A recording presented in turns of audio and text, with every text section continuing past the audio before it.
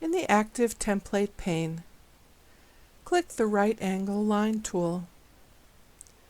Carefully digitize one of the long edges of the building. Continue entering the other corners. The tool constrains the segments to create right angles. For the last vertex, right-click on it and choose Square and Finish. Enter the next building's address.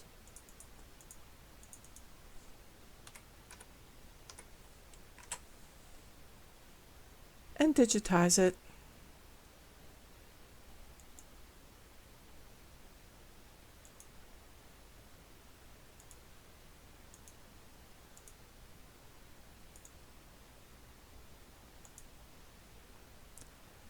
Change the address and digitize the next building.